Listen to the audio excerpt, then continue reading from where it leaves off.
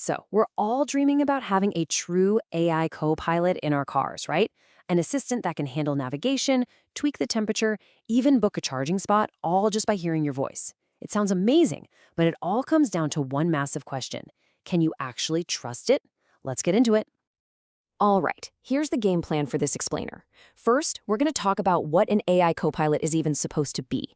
Then, we'll look at why the old ways of testing them just weren't cutting it, and I'll introduce you to the new, much tougher road test called CarBench. From there, we'll dive into the really tricky scenarios it uses, see how today's best AIs actually performed, and then we'll talk about what all this means for getting an AI in your car that you can genuinely rely on. The dream is to have this perfect copilot. You ask it to find a charging station on your route, and bam, it just does it. Simple. But what happens when that AI gets it wrong? Or even worse, what if it doesn't have the info it needs, but it pretends it does, just to seem helpful? Well, that's where things start to get a little scary. I mean, really think about that for a second. If you have an AI that tells you, sure, I've opened the sunshade, but in reality the tool to do that is broken, that's not just unhelpful, it's completely untrustworthy. And in a car, where safety is everything, an AI that just makes up answers is a massive problem. So why is this even still a problem? Well, a big part of it is that until now, testing these AI agents has been kind of like giving them a really simple written exam. We've been putting them through their paces in these perfect, idealized lab settings where everything is clear and simple. But, the real world, it's just not like that. And this slide really nails the difference. These lab tests give the AI everything it needs on a silver platter. But in your car, you might just say something vague like, hey, I'm cold. Or you might ask it to do something the car literally can't do. The real world is chaotic and messy. And that's exactly where those old tests just completely fall flat. We need a proper road test. And that is exactly where CarBench comes into the picture.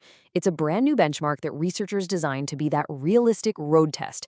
You can think of it like a super advanced driving simulator, but for an AI's brain, pushing it to handle all the messy, unpredictable stuff you'd actually find in a real car. This image gives you a fantastic look at the whole setup. CarBench creates this entire digital world for the AI. Over on the right, you have the car's environment with all its data, like its location, battery level, you name it. And on the left, you've got the AI agent, which has to use a whole set of tools to interact with that car, all while following some very strict rules. So what makes this road test so hard? It's the sheer complexity of it all.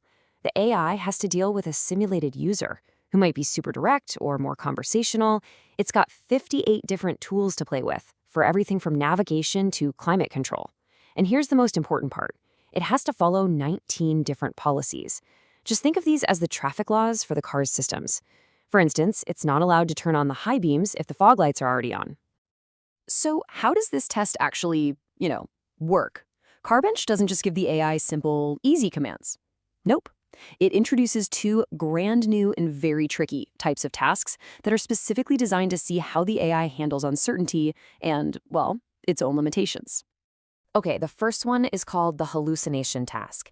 And really, you can just think of it as an honesty test. The researchers will go in and deliberately break something. They'll take away a tool or hide some information, and then they just watch to see what the AI does. Does it admit it can't do what you asked, or does it lie and just pretend it did? And what's wild is that success on this test is the exact opposite of what you'd think. It looks like this. The user asks for a route, but the Get Routes tool has been taken away. A good AI doesn't just make something up. It recognizes it can't do it, and it says, sorry, I can't do that. That's the kind of honesty we need. The second big test is the disambiguation task, which is basically a clarification test. This is for all those times a driver gives a really vague command, like, change my destination to Paris. Okay, but there could be tons of routes to Paris. Does the AI just guess and pick one, or does it stop and ask for more information? See, a good co-pilot is not a gambler. It doesn't just guess. Instead, it does one of two really smart things. It either asks you directly, hey, there are a few routes, which one did you want? Or if it can figure it out on its own, maybe by checking your user profile for a fastest route preference, it uses that context to make the right call. The key is no guessing. So you've got this tough new test that's built to be like the real world.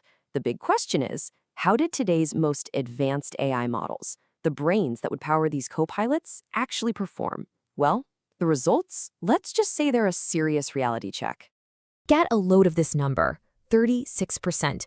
On the hardest disambiguation tasks, those vague commands we were just talking about, even a top-tier model like GPT-4 was consistently reliable only 36% of the time. Just let that sink in for a second. It was consistently right in just over a third of the cases. Now, to really understand that number, you have to know how the researchers were scoring this.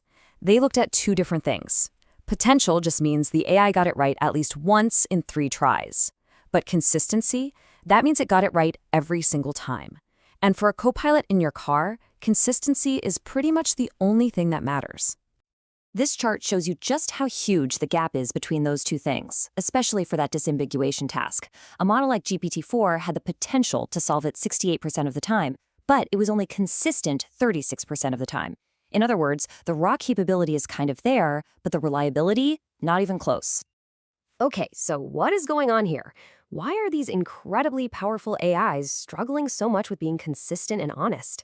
This gets us to the absolute core of the problem, and it's why this research is so critical for the future of the car you'll be driving.